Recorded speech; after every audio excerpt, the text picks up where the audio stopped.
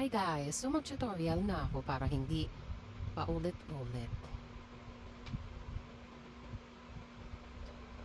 Currently, tatlong tao yung pinail ko sa BIR. So far, lahat naman sila naka-receive ng email confirmation. Upon checking, naka-receive sila. Okay. So, paano nga ba? Not sure. Ito hindi to sure.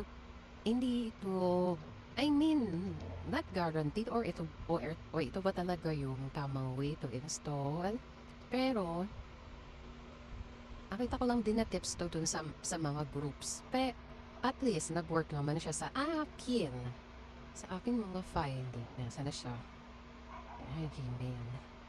Naka-receive naman siya. So, recap ko lang. Nag-file ako ng 7:05. Then, around 7:15, ay 7:18, na-receive ko naman yung confirmation. 3 hours ago yan, 7:18. So, paano ba? So, di ba dinownload nyo? Yung new version ng DIR, EBIR forms? Nasaan na siya? Download. Ayan. Set down. Ay, ba tayo niya mapindot? Ayan. So, ayan.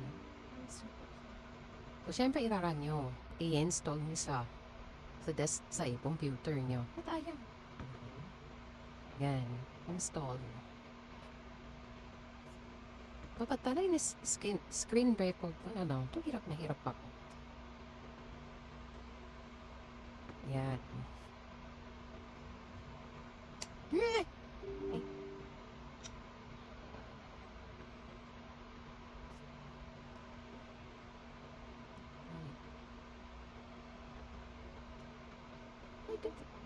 Asan na siya? Wala na. O, diba? Usually, ganyan. Next lang natin.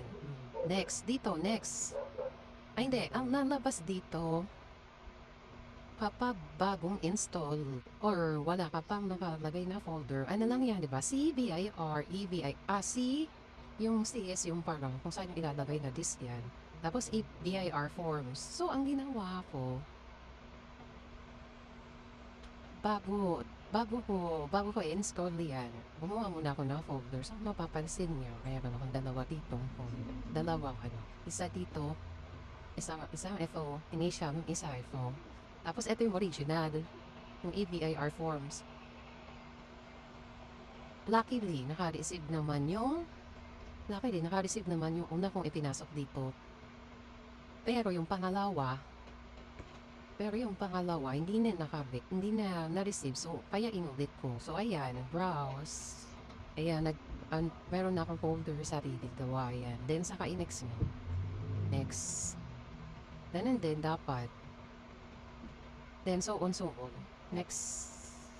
Ay, after ng next na to, may install na. So, next nila hanggang ma-finish yung installation.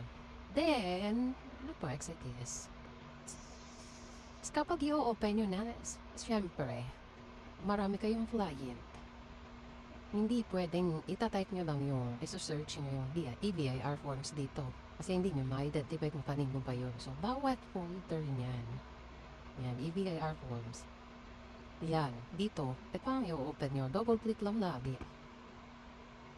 So, para details or account nitong taon to, yung pag ipinasok na natin, yung account na naman lalabas dyan.